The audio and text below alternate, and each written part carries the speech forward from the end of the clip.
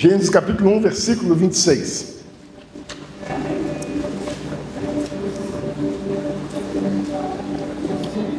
Esse vai ser o único que a gente vai ler junto, tá? Então você acesse aí a sua Bíblia, sempre lembrando que eu tenho aquela frescura, lembra? Eu quero que você acesse a sua Bíblia. Eu sou chato nesse nível. Eu quero que você acesse a sua Bíblia e tal. Mas se você não está nem com exemplar físico, nem digital, a gente tem um data show aqui para te ajudar. Amém? Eu queria que você lesse junto comigo. Você acha que tem como? Vamos ler junto? 1, 2, 3 e... Então Deus disse: façamos os seres humanos à nossa imagem, conforme a nossa semelhança. Dominem eles sobre os peixes do mar, sobre as aves do céu, sobre os animais do rebanho, sobre toda a terra e sobre todos os animais que rastejam sobre a terra. Curva a sua cabeça. Pai, obrigado. Obrigado, Senhor, por tudo aquilo que já tens feito neste culto. Obrigado porque nós sabemos que a Tua presença está aqui, Pai. Mas, Senhor, agora a gente precisa ouvir um pouco mais de Você, Pai.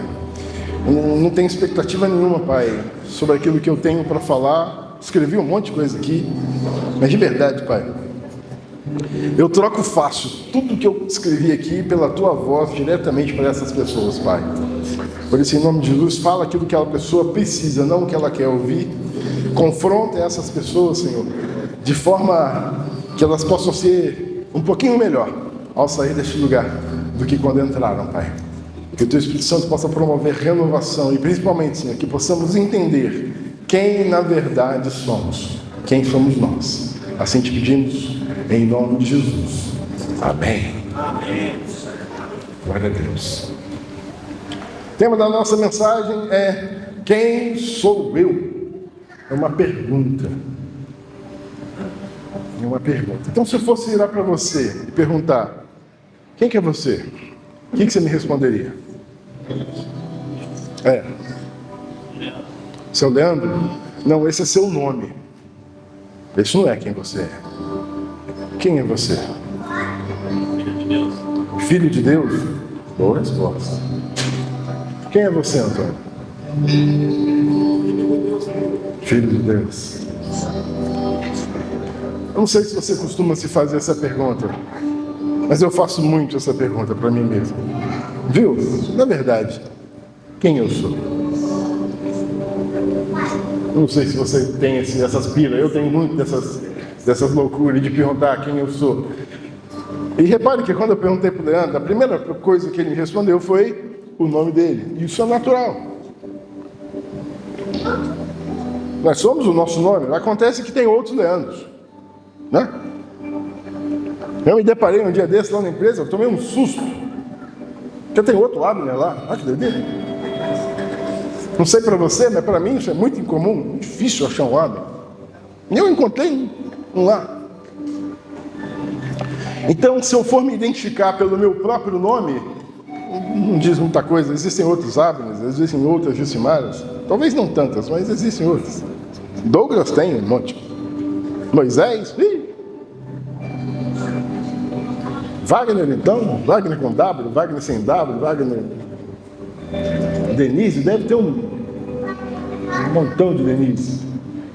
Fernanda, nossa. Tatiane, rapaz, só aqui tem umas 10. Vamos fazer uma reunião sexta-feira, metade da reunião era a Tatiane. É incrível. Elas estavam tudo um dado à outra. É da hora. Tati, alemã, responde. Então é complicado a gente falar que nós somos o nosso nome. Tem gente que tem um nome igual. Ah, mas eu sou brasileiro. Mas isso é a nossa nacionalidade. Tem 30 milhões de pessoas iguais. Quando alguém te pergunta quem você é, o que você responde? Se eu te perguntasse, Mileide, para você definir quem você é,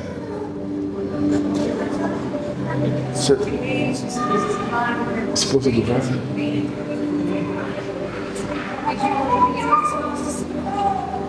Legal, gostei da última parte.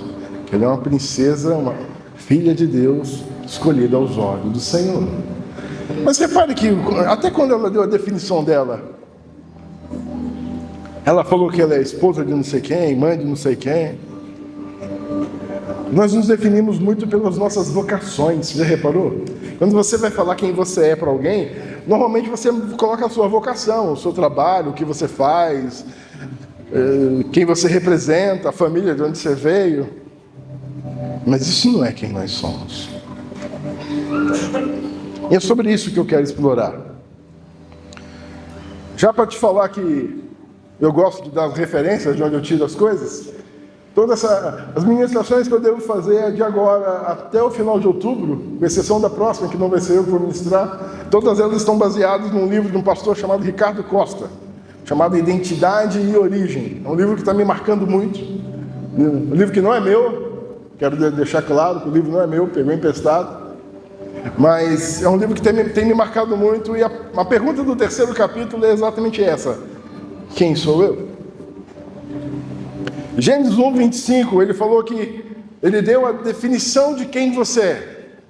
Você foi criado à imagem e à semelhança de Deus. Então você é aquilo que Deus projetou para que você fosse.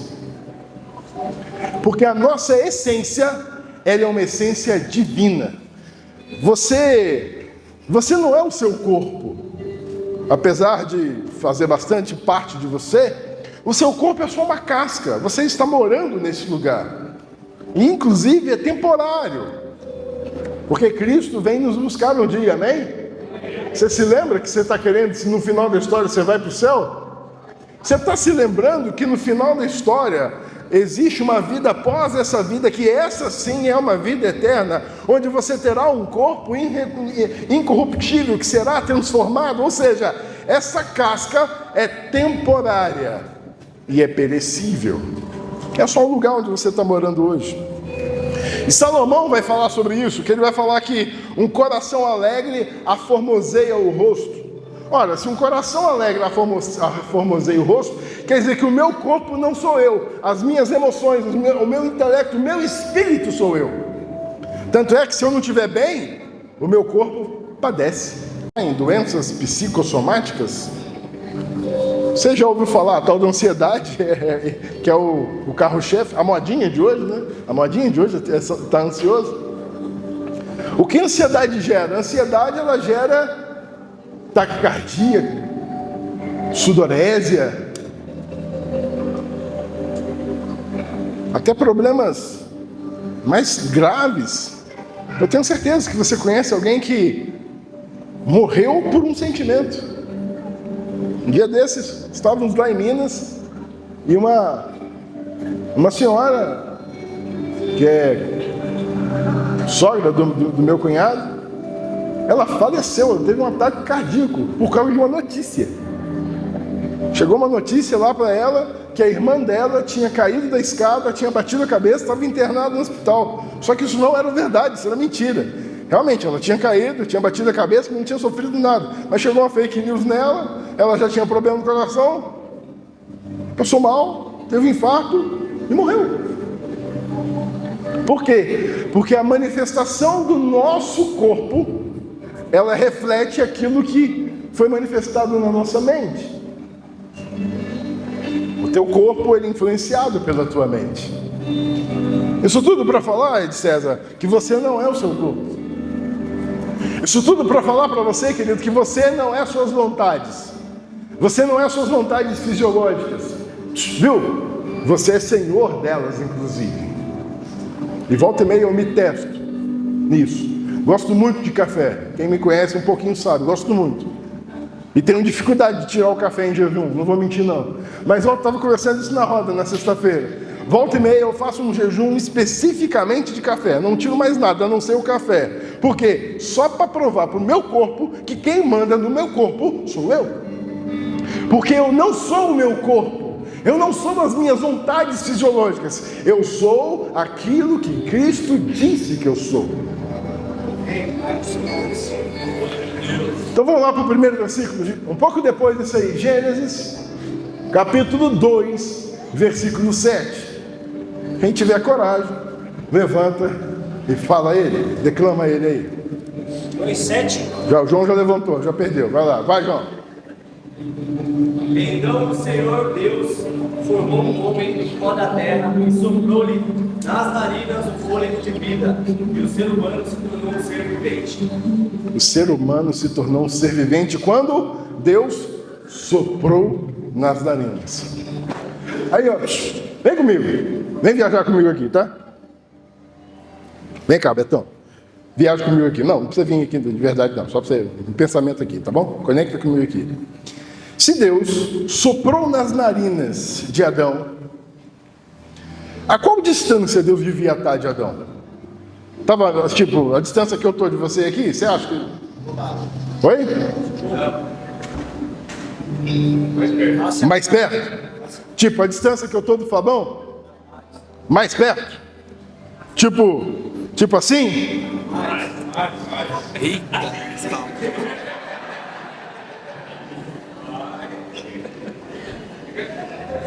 Eu sei que você pensou, não vou fazer não. Ele estava próximo porque ele soprou nas narinas. A viagem que eu quero que você faça é a seguinte: se Deus soprou nas narinas e o fôlego de vida veio sobre Adão, quem foi a primeira pessoa, o primeiro ser que Adão vê quando abre os olhos? Deus. O próprio Deus. Legal? Na Bíblia não tem nada por acaso. Se Adão abre os olhos e olha para Adão, sabe o que está querendo falar? Isso está querendo falar que eu sou tão a sua imagem e semelhança que eu sou o seu espelho. A primeira coisa que você vai ver é a minha face, porque eu sou o seu espelho. Você foi criado à minha imagem e semelhança, para que eu refletisse eu em você. Foi para isso que você foi criado. Você foi criado, você foi criada para ser a imagem e semelhança de Deus, a um nível tão grande que você se espelha não em você, não na água, não no espelho, você se espelha em Deus. Você, então, só sabe quem você é quando você olha no espelho. Tenho certeza que quando você acorda, depois de fazer a sua higienização matinal, uma das primeiras coisas que você faz é olhar no espelho, para ver como é que está a carranca no dia. Tem uns que não ajudam muito a olhar, não faz diferença. Não é mesmo? Mas você se olha no espelho para saber como você está, para saber quem você é. E por mais descritiva que uma pessoa possa ser, uma pessoa está do seu lado, você pega, viu? Me fala como é que eu sou. A pessoa vai começar a descrever você, mais ou menos, mas você só vai ter certeza quem você é quando você olha no espelho. Acontece que se seu espelho estiver borrado, trincado, quebrado, se o seu espelho estiver sujo, você vai se ver sujo. Se o seu espelho estiver trincado, você vai se ver trincado. Se o seu espelho estiver torto, você vai se ver torto. O teu espelho não reflete a tua imagem. O único que consegue refletir a imagem que você foi criado para ser é o próprio Deus. Mas como assim, espelho torto? Vamos lá, Tiago capítulo 1, versículo 23 e 24. Agora sim, vai lá, vai. 23 e 24. Dê alto aí, meu filho. Porque aquele que ouve a mensagem e não põe em prática é como uma pessoa que olha no espelho e vê como é. Dá uma boa olhada, depois vai embora e logo se esquece a sua aparência. Aquele que lê a palavra, mas não a pratica, é como alguém que está olhando no espelho. Está se olhando no espelho. Ou seja, o teu espelho não serve para nada. Porque o teu espelho é enviesado, é torto, é sujo e é quebrado. Mas quem foi que fez isso? Foi o próprio pecado. O pecado quebra o nosso espelho. O pecado enviesa o nosso espelho. Toda vez que pecamos, nós deturpamos um pouco esse espelho. E nós acabamos confiando nesse espelho. E é por isso que o versículo fala: se você tem a palavra, mas não vive essa palavra, o teu espelho continua torto. teu espelho continua sujo, teu espelho continua quebrado. Porque o pecado faz, dentre todas as coisas com seu espelho, e aí tirando a metáfora do espelho, o pecado faz você esquecer quem você verdadeiramente é. E quem está falando aqui com você é um camaradinho que no dia 30 de julho de 2018 estava chorando, desesperado, perguntando exatamente isso para Deus: Senhor, me ajuda a saber quem eu sou, porque eu não sei mais quem eu sou, eu não consigo me ver mais. Eu olho para o espelho e a imagem que eu vejo lá, eu não consigo reconhecer, eu não sei quem está aparecendo, eu não sei quem está ali, eu não sei quem eu sou, me ajuda a entender quem eu sou. Glória a Deus. E hoje eu consigo entender porque eu não me via, hoje eu consigo entender porque estava tão quebrado, estava tão sujo, porque eu estava imerso em pecado, estava submerso em pecado. Na minha cabeça, o pior pecado que existe, o pecado da hipocrisia, de ser uma coisa no púlpito e ser uma coisa fora dele, de querer tentar ter duas vidas, de tentar ter uma vida santificada, pseudo-santificada com Deus, mas ao mesmo tempo uma vida deturpada, mergulhado na pornografia, mergulhado no adultério. Esse era eu. É esse cara que está pregando para você aí. Você confiando nesse maluco aí.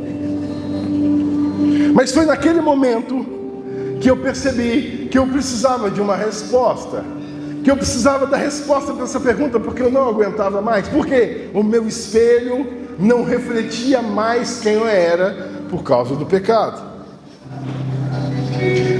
Mas aí ele dá a resposta lá em 2 Coríntios capítulo 3, versículo 18. Vale a mesma pessoa? Não vale hackear o negócio. Não pode ser a mesma pessoa. Quem vai ser o corajoso que vai ler 2 Coríntios 3, 18? Assim todos nós que com a face descoberta contemplamos agora a glória do Senhor, estamos sendo transformados segundo a sua imagem, com a glória cada vez maior, a qual vem do Senhor, que é o Espírito. Perceba bem, com a face descoberta, contemplamos a glória do Senhor. Uma vez que Cristo nos é revelado, a nossa face é descoberta, o nosso espelho, ele é totalmente renovado. E perceba, o nosso espelho, ele é renovado, ele não é modificado, ele não é reformado, ele é renovado. É literalmente, arranca o espelho que você tinha e é colocado um novo espelho para você. E na hora que você olha para esse espelho, sabe quem é que você está vendo?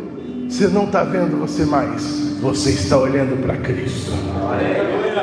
Quando você recebe quando você tem um novo nascimento, quando você recebe a Cristo como o único e suficiente Salvador, na prática o que você recebe é um novo espelho, e é Cristo falando para você: viu, a partir de agora você não olha para você mais, para você saber quem você é, você olha para mim, enquanto você olhar para mim, eu te direi quem você é.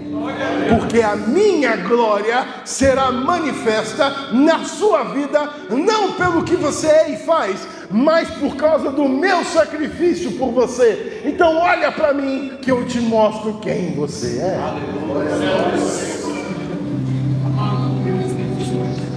Apesar disso, a gente inventou um negócio, a gente é perito em inventar coisas. Numa expectativa, o homem, numa expectativa de contornar isso. Não, eu não preciso de Cristo. Apesar dele ser a resposta, eu não preciso de Cristo. Eu vou criar mecanismos, eu vou criar meios de conseguir identificar quem eu sou. Eu vou criar subterfúgios, eu vou criar atalhos. Não é possível que Cristo... Não, eu tenho que resolver por mim mesmo. E aí a gente criou a tal da autoafirmação. A autoafirmação, ela vai dizer que você precisa encontrar quem você é em você mesmo. Com 2 grandes pilares. Primeiro, ou os outros falam quem você é pelas suas atitudes, ou você se reafirma quem você é para os outros. Ou seja, para eu ser reconhecido nesta comunidade, vocês têm que falar quem eu sou. E se vocês falarem quem eu sou, aí então eu passo a ser algo para vocês. E não é assim que funciona? Vamos nomear um líder. Quem vocês acham que devia ser o líder? Ah, não, vai ser o Nino. Então beleza, então a partir de agora nós aqui reconhecemos o Nino como nosso líder. E todo mundo que chegar, a gente vai ter que vender essa mesma ideia, viu? Não se esquece que o Nino é o líder. Segue o Nino. Isso é autoafirmação. Nós precisamos ter isso em nós. E aí isso vai causar algumas rupturas. Por quê? Porque não funciona direito, entendeu? Porque quando alguém não me reconhecer, eu vou ter crise. Se de todos vocês, se alguém levantar aí e falar, então, eu não reconheço o pastorado do Abner. Eu sei, eu conheço o que ele fez. Se alguém vier, pode acontecer, alguém vir lá de Minas, eu lembro, eu estava naquele lugar com o Abner, eu acessava aquilo junto com o Abner, eu fazia junto com o Abner, eu sei o que ele fez no passado. Inclusive, ontem alguém estava me lembrando sobre isso. Alguém resolveu me lembrar do meu passado, uma coisa que eu há muito tempo não lembrava. E se eu estou afirmado, se eu estou autoafirmado na visão que os outros têm de mim, uma única pessoa, vamos lá, não sei quantas pessoas nós temos aqui, nós temos 100 pessoas, se das 100 pessoas que nós temos aqui, uma se levanta e fala, você é falso, você não é digno de estar onde você está. Se alguém vira e fala isso para você, o que você faz? É verdade. É verdade.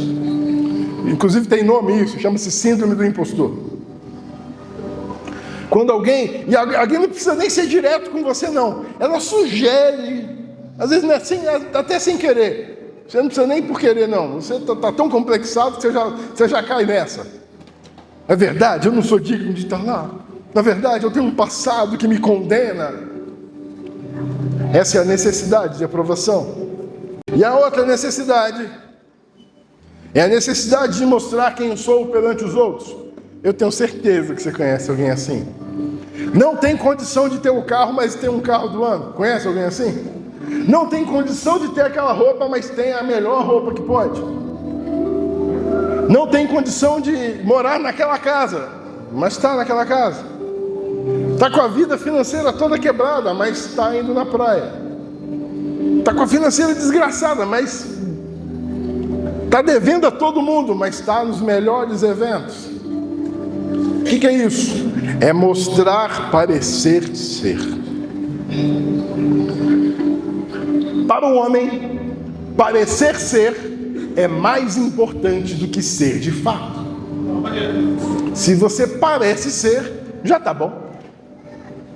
Então, se tiver um carrinho, um carro de 100 e poucos mil, um iPhone 17, você tem dinheiro. Não é assim que funciona? Postou no Instagram que você está numa praia, aí a foto tem que ser com um iPhone tirando foto do iPhone para mostrar que você está com o iPhone.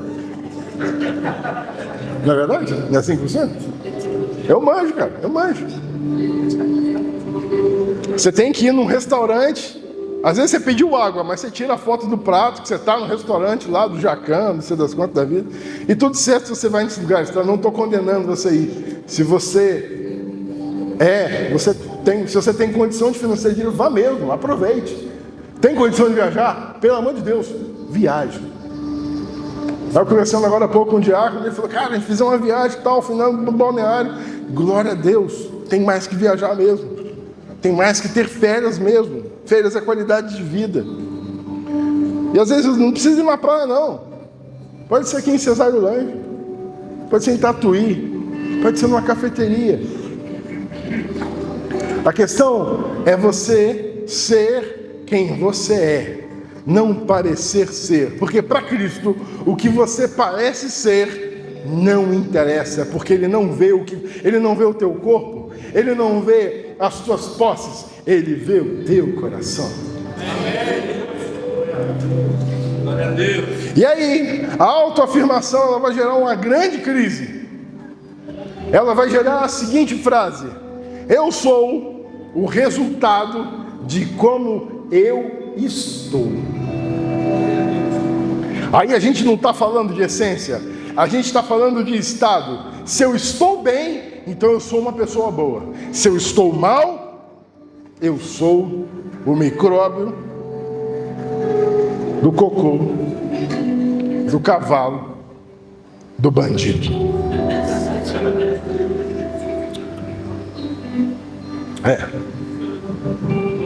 Só tem esses dois estados.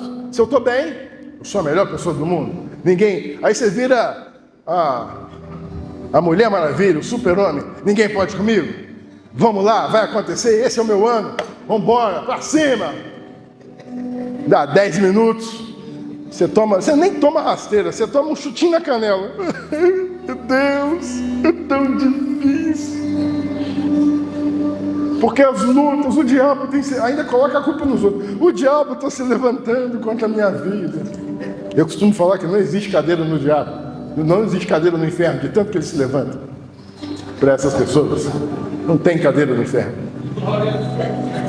Culpabilizando até o capeta. Por quê? Porque você entende que você é como você está. Mas lembra do versículo lá, de Gênesis? Você é feito à imagem e à semelhança de Deus. Existe uma essência em você. Você não é o jeito que você está. Você não é a situação onde você está. Você não é o problema que você está. Você não é a situação que você está vivendo. Você não é o desemprego que você está vivendo. Você não é a doença que você está vivendo. Você não é a situação que você está vivendo. Você continua sendo quem Deus projetou para que você fosse. E sempre lembrando, se quero saber quem eu sou, aí você vai lá em Isaías, capítulo 45, versículo 22. Isaías 45, 22.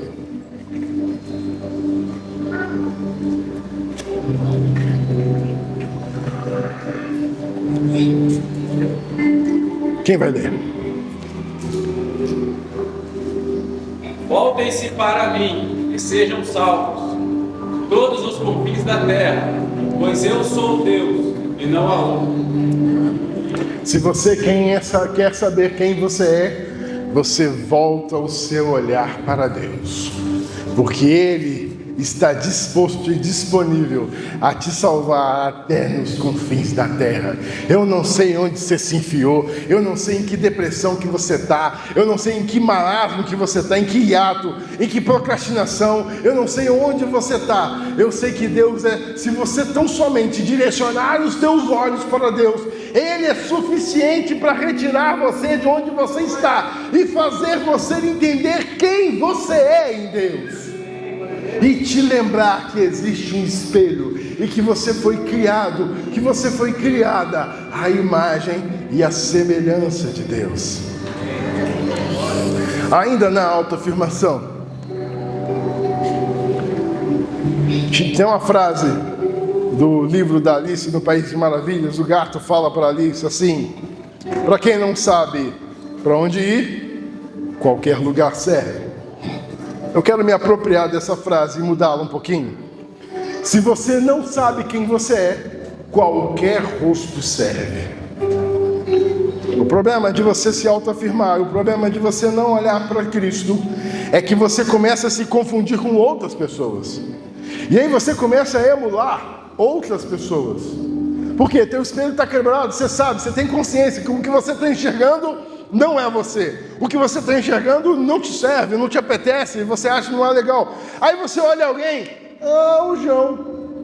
Vai lá, vou ser igual o João. A Núbia, não vou ser igual a Núbia. Chique. Da hora. Vou ser igual a Fernanda. Achei tendência. Vou ser igual o Bel. Eu vou fazer o seguinte, eu vou lá, compro as mesmas roupas do Bel, compro o mesmo boné, usar as mesmas roupas, as mesmas palavras, vou andar igual a ele, aí vou prestar atenção em tudo que ele fala, eu vou começar a falar as palavras dele, as gírias dele. Eu vou começar a andar como ele, porque ele é uma pessoa abençoada, então logo eu vou ser, não é vendo? Não faz sentido? Então eu vou andar como ele, eu vou falar como ele, eu vou me expressar como ele. E aí no meio da história, sabe o que acontece? Eu me perco de novo, porque eu não sou o Bel. Eu não tenho, meu estilo não tem nada a ver com as roupas que ele usa. As músicas que eu escuto, nem as músicas que as músicas que eu curto. Na verdade, eu nem curti esse negócio, mas eu queria ser igual a ele. Eu nem concordo muito bem com as coisas que eu estou falando, mas eu queria ser igual a ele. Esse comportamento metamorfo, ele é muito comum quando nós não sabemos quem nós somos. Nós começamos a imitar outras pessoas. Aí você vai hackear, você vai fazer uma gambiarra e ainda vai usar a Bíblia. Não, mas Paulo falou que a gente podia imitar, né? Alguém assim, tipo um pastor, né? Paulo falou lá, sede meus imitadores, não foi isso que ele falou? Ele falou isso? Só que ele falou um outro pedacinho. Você só ficou com a primeira parte. Sede meus imitadores, como eu sou de Cristo. Paulo não estava chamando a régua para ele, estava chamando a régua para Cristo. Viu? Vem comigo, porque eu estou imitando um cara que se a gente imitar esse cara vai dar certinho. Não me imita não, não olha para mim não, olha para ele. Vamos imitar Cristo, que se a gente imitar Cristo, a gente descobre quem a gente é. E é esse o objetivo dessa casa. O objetivo dessa igreja é nenhum outro senão imitar a Cristo. Por quê? Porque a nossa régua é Cristo. Acontece que para este mundo existe a sua própria régua, que são os padrões deste mundo. Sim, nesse mundo tem padrão. A gente acabou de escrever alguns. Se você quer parecer ser, funciona. Existe padrão de beleza. Tem forma direita, tem forma correta de você se vestir, tanto para as mulheres quanto para os homens. Mas eu realmente acredito que para as mulheres é 10 vezes pior. E eu vejo isso no meu trabalho toda semana. Uma escravidão do vestuário. Para trabalhar lá, é um código assim, lá no meu trabalho, existe uma regra, você pode ir trabalhar como você se sente bem. Acho muito legal isso. Então você pode, bem, como você se sente bem, não é de qualquer jeito não, tá? Mas dá para ir lá de polo, as mulheres podem ir com uma roupa mais tranquila. Por que foi feito isso? Porque existia um código, um dress code, um código de vestuário que foi quebrado. Para as mulheres principalmente, do lance do salto alto, do lance lá das roupinhas executivas, os homens tinham que ir de terno e gravata, todo mundo. Isso foi quebrado. Para os homens funcionou até que relativamente bem, mas para mulheres, não. Porque o padrão da sociedade paulista, ele é X. Então a mulher não pode ir vestida como ela se sente bem. Existe um padrão, é um padrão de beleza. Estou te falando que você precisa avacalhar também, não. Você se veste como se estivesse se vestindo para Cristo, mas não sob um padrão do mundo. O seu cabelo, bem, eu não tenho muita propriedade de falar de cabelo, mas o seu cabelo pode ser do jeito que você quiser. Você não é escrava disso. Você, homem, você não é escravo disso. Se você não gosta de futebol, está tudo certo. Se você não torce lá pelo... Deixa quieto. Está tudo certo. Você não precisa se estabelecer pelo padrão que todo mundo está. Ah, viu? Mas se eu não gostar dessas coisas, eu não vou me sentir inserido. Eu me sentia muito assim.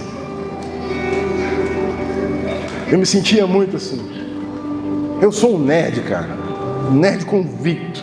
Um nerd raiz. Então quando eu cheguei, não vou mentir para você não, quando eu cheguei aqui, caramba, eu vou ter que mudar as coisas que eu gosto. Que a galera curte outras paradas, para eu poder me ingressar, eu vou ter que curtir outras paradas, né? E eu juro para você, eu tentei, falhei miseravelmente. Eu não consigo ser quem eu não sou. E toda vez que você tenta se metamorfizar, se você tenta ser uma outra pessoa, você falha miseravelmente, porque você só consegue ser quem você é. O Wagner, ele é um perito em ser Wagner. Para ele ser Abner, ele vai falhar miseravelmente. O Luiz é perito em ser Luiz. A Jucimara é perito em ser Jucimara. A Índia é perito em ser Índia. Você só consegue ser quem você é. Toda vez que você tenta se estabelecer por um outro padrão, por uma média dita pela sociedade, você se frustra, você bate com a cara na parede. E eu sei que você tem esse sentimento de guarda-chuva na boca. Sabe por quê? De gosto de guarda-chuva na boca. Sabe por quê? Você não consegue se adequar ao padrão desse mundo, porque você não foi chamado por esse mundo, você não foi criado à imagem desse mundo, você foi chamado para ser a imagem de Deus. Então, se eu sou nerd, eu vou continuar sendo nerd, negão. E você vai ter que me amar, nerd, do jeito que eu sou. E se você não me amar, eu vou me empurrar goela abaixo de você, porque você precisa me amar, porque eu amo você. E está tudo certo. E Deus tem levantado uns nerds aí, tá? Deus tem me honrado. Deus projetou você para ser alguém, e você corre desse alguém. Mas, viu? Mas e aquele lance lá que a gente falou? Porque o mundo não sabe quem eu sou. Eu preciso me reafirmar para o mundo. Então, agora que eu sou pastor, pegando aqui meu exemplo, então eu preciso falar para você, né? Viu? Ó, eu sou o pastor dessa igreja, tá bom? Não, eu não preciso. Eu te mostro, tem até na Bíblia escrito, sabia? Lá em João, capítulo 5, versículo 32. E lê pra gente.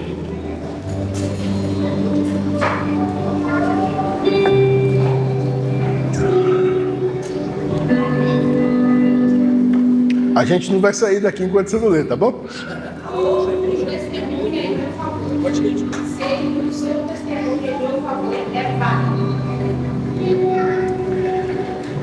Quem é que testemunha a seu favor? Sabe quem é que está falando aí? É o próprio Cristo. Ele está falando, ele acabou de falar no versículo anterior, viu?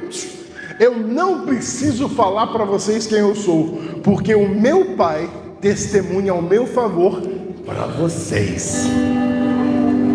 Você não precisa ganhar guerra nenhuma se atestando quem você é. Então, você não precisa sair gritando aos quatro ventos, viu? Olha só, eu sou pastor dessa igreja, tá? Viu? Eu sou marido da minha esposa, viu? Eu sou fulano, viu? Eu tenho um chamado tal, viu? Eu fui chamado, eu tenho um talento, viu? Você não precisa. O Senhor testificará por você. O Senhor é suficiente para testificar para todos quem você é. A única coisa que você precisa fazer é estar olhando para Ele. Ou seja, entendeu? Quando você olha para Ele, Ele te fala quem você é. E você não precisa sair gritando para todo mundo quem você é. Ele mesmo já disse: Ele é o Vitor, o meu filho amado, em quem me comprazo.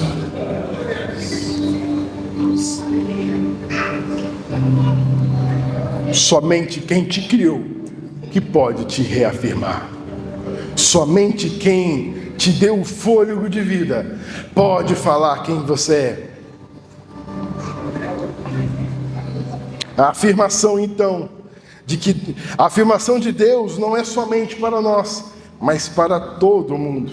Inclusive, se você lembrar, lá na tentação de Jesus, quando Jesus é tentado, em nenhum momento, e aí fica de lição de casa, vai ter 2 lições para casa, tá? Essa é a primeira. Você estudar o texto lá da tentação de Jesus.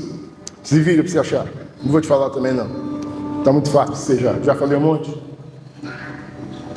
Lá na tentação de Cristo, em nenhum momento Cristo precisa falar que ele é filho de Deus. Ao contrário, é o próprio diabo que fala: viu, se tu és o filho de Deus. Ele fala 3 vezes. O que o diabo está fazendo? Ele está tentando minar a visão que Cristo tinha dele mesmo. Olha, não sei se você é realmente o filho de Deus, mas se você for, eu tenho certeza que se fosse comigo eu faria diferente. Eu ia passar 1 hora discutindo com o diabo, tentando provar para ele que na verdade eu sou filho de Deus. Mas eu não preciso. O Espírito Santo já testifica que eu sou filho. E Cristo sabia disso. Então, sabe o que quando o diabo falava com ele, se é filho de Deus, Cristo virava: fala com a minha mão aqui que eu estou ocupado. Ao contrário, ele não se reafirmou, ele usava a própria palavra. Ele não precisou gastar tempo de com quem ele era, ele só usou a palavra. Mas está escrito. Todas as acusações que o diabo fez contra Jesus, a primeira resposta que Jesus dava era sempre a mesma: mas está escrito. E na terceira vez, quando o diabo inclusive usa a própria palavra contra ele, ele fala: mas também está escrito. Para você saber quem você é, você vai precisar olhar para Cristo. E para olhar para Cristo, você tem que estar com a tua palavra. Vocês têm que estar com a palavra do Senhor dentro do teu coração. Salmo 119 vai falar: escondi a tua palavra no meu coração, para não pecar contra ti. Acontece que é comum a gente querer sentir Deus. A gente quer sentir. A gente, por causa das nossas dúvidas, por causa desse monte de incerteza, desse monte de insegurança que você tem, você quer ouvir Deus. Senhor, na verdade, mostra para mim, fala comigo, eu quero te sentir. Eu tenho certeza que tem uns 3 ou 4 que chegaram aqui hoje com uma expectativa gigante. Senhor, eu queria tanto te sentir, eu preciso de uma resposta, eu preciso ver, eu preciso ouvir. E aí Cristo está falando para você: mas você não leu. Eu estou disposto e disponível para mostrar quem eu sou para você, mas você não lê minha palavra. O que adianta querer sentir arrepio sem você ter uma vida de oração e de palavra com o Senhor? O que adianta você querer sentir se você não vivencia a palavra? A gente acabou de ler lá. É como ler a palavra e não viver a palavra. É como olhar para um espelho quebrado. Você continua perseguindo quem você é, mas não se lembra de olhar para o próprio Cristo. Ah, mas a Bíblia é difícil, é complicado. Eu leio e eu não entendo.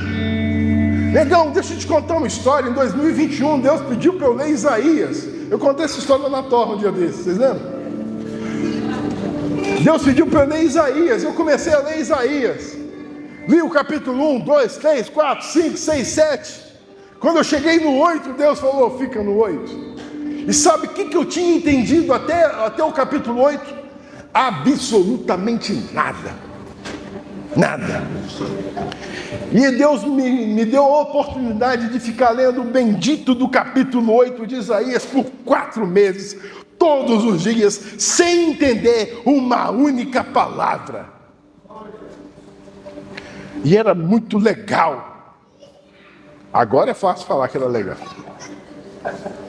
Porque eu procurava comentário bíblico, eu procurava mensagem, eu comprei dicionário bíblico para poder entender aquele trem, e mesmo assim eu não entendia. O cara falava lá, eu entendia o que ele dizia, mas quando eu lia, não é o que está escrito, não é possível, eu não consigo entender esse negócio. Eu devo ser muito burro, muito ignorante, eu não sei o que acontece comigo, eu leio esse trem, eu não consigo entender. Aí Deus começou a me mostrar algumas coisas. Sabe, né? Você lê até entender. Mas e se eu não entender hoje? você continua lendo. Mas se eu não entender amanhã, você continua lendo. E não vou mentir para você não, até hoje eu não entendo aquele capítulo inteiro. Porque Deus mandou eu ler até entender. Aí você sente, com todo respeito, e você sabe que quando a gente fala com todo respeito, a gente vai ter tudo menos respeito. Você senta lá na Bíblia, você lê 2 versículos, você não entendeu a primeira palavra, não é para mim, e já sai. Quantas horas você está gastando para entender Deus? Eu estou falando de tempo.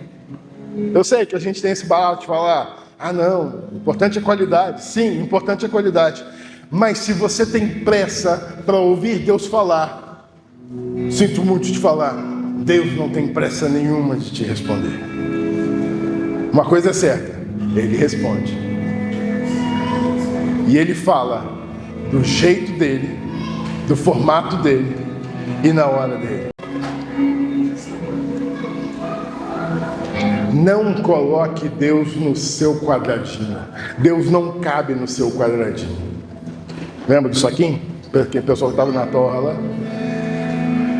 Deus não cabe no seu quadradinho. Essas linhas que você delimitou e colocou Deus não está nem aí para elas. Deus vai se manifestar na forma, no formato, do jeito, no horário. Deus pode se manifestar até por 2 corujinhas, né, Nubia? Deus pode fazer 2 corujinhas aparecer na sua porta para falar, viu? Sou eu. E não é arrepio, não é música, não é PNL, não é uma mensagem motivacional que vai tocar você. O que vai transformar você é o amor do Senhor. Santifique tudo. Vai dar tempo de falar isso aqui não. Vamos pro próximo. Marcos capítulo 12, versículo 30 e 31.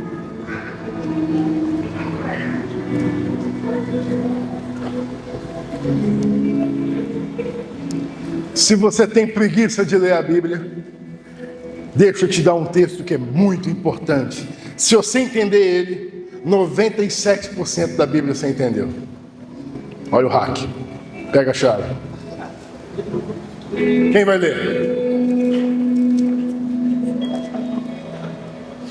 Ame ao seu Senhor, seu Deus, é todo o seu coração, toda a sua alma, todo o seu entendimento, todas as suas forças. 31. Ao segundo é este: ame ao seu próximo como a você mesmo. Não existe mandamento maior do que este.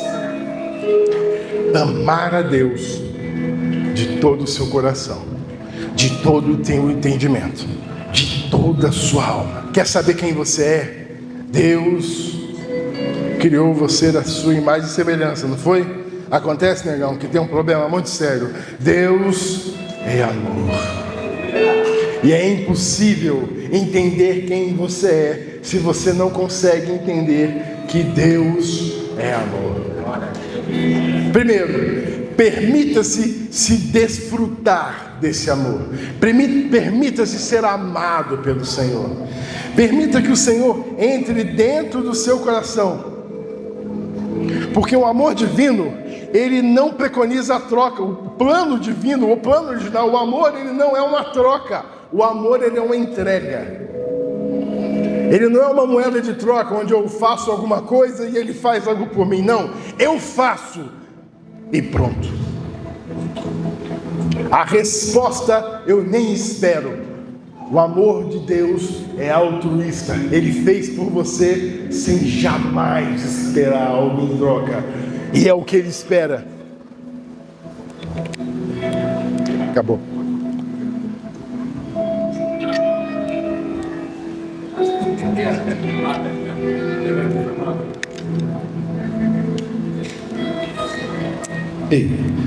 E é o que ele espera de você. Ele espera uma entrega. Quando a gente falou da oferta, a gente estava falando disso. Ele espera uma entrega.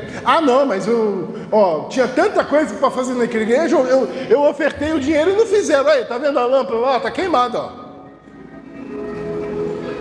Ofertei semana passada, a lâmpada está aí. Não, querido, eu entrego ao Senhor independente do que vão fazer com isso. Eu amo ao meu próximo independente do que vai ser feito com isso. O segundo mandamento: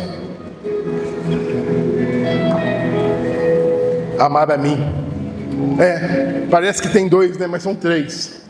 É o 2.1 e o 2.2. O primeiro é amar a Deus sobre todas as coisas. O segundo é amar a mim. Por quê? Mas é egoísta? Não, porque eu tenho que realizar o segundo inteiro. E o segundo manda amar o próximo como a mim mesmo. Então tem dois. Eu tenho que me amar para poder amar o Douglas. Viu? Pega a sequência. Eu preciso amar a Deus. Amando a Deus, eu tenho condição de saber quem eu sou. Amém? Sabendo quem eu sou, eu passo a conseguir a me amar. Me amando, eu consigo amar o Douglas. É assim que funciona.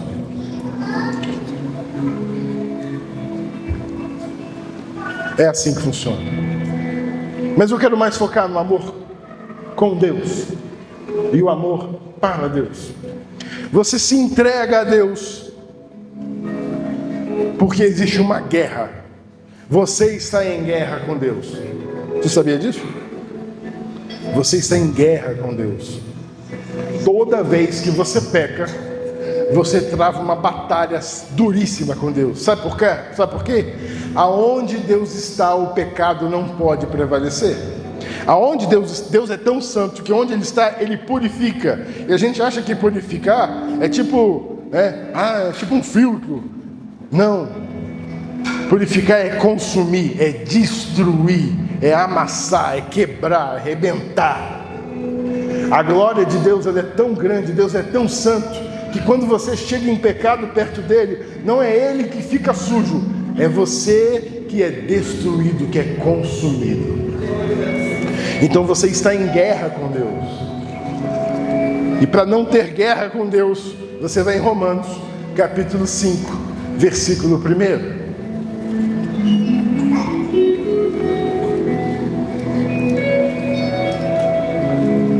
Jogo rápido, vai lá, meu tempo está acabando. Agora que fomos aceitos por Deus pela nossa fé nele, temos paz com ele por meio do nosso Senhor Jesus Cristo.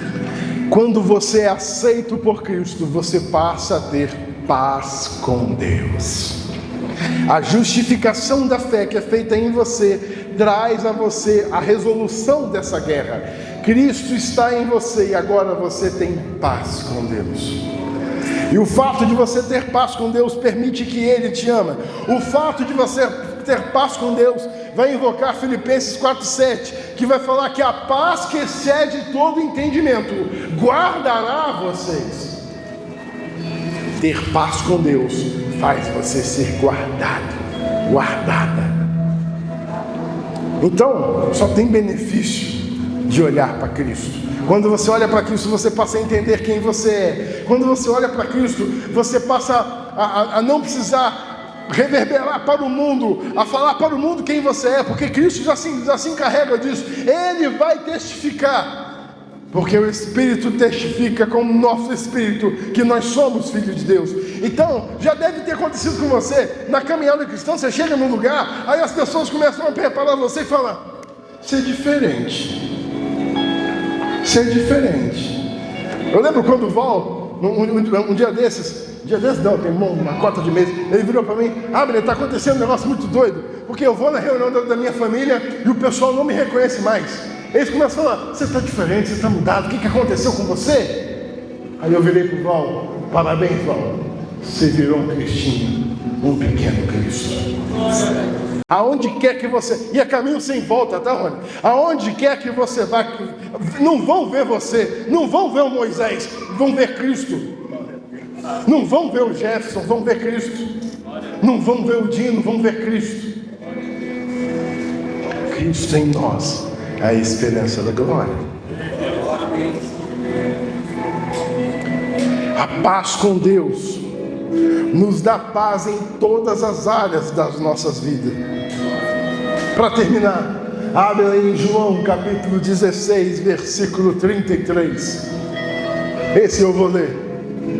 E disse isto para que em mim vocês tenham paz. Neste mundo vocês terão aflições, porém, contudo, tenham coragem, eu venci o mundo. Sim, teremos aflições, mas olha o começo. Eu disse isso para que em mim vocês tenham paz. Eu não estou te prometendo, eu estou te declarando. Se você olhar para Cristo, se você entender que você é a imagem de Cristo, você passa a ter um nível de paz tão grande, que essas aflições, essas lutas, esse diagnóstico, essa doença, esse desemprego, essa empresa que está quebrando, essa situação que você está passando, você passa a viver ela em paz. Uma paz que excede todo entendimento. Então diga comigo: eu sou a imagem de Cristo e eu tenho paz com Deus. Reafirme isso com o coração: eu sou a imagem de Cristo e eu tenho paz com Deus. Dê uma salva de palmas para o Senhor e fique de pé no seu lugar. Você é a imagem de Cristo. Você é co-herdeiro de Deus. Você é irmão de Cristo. A única coisa que Deus tem é que Ele colocou uma referência, viu? O objetivo está claro, está muito claro. Eu vou fazer de você igual o seu irmão mais velho. Eu vou estabelecer em você a imagem e eu vou refazer. O pecado, sim, destruiu a imagem que nós tínhamos de Deus. Mas Cristo é enviado, Ele é o novo Adão, e agora eu olho para Cristo para saber quem eu sou. Feche seus olhos.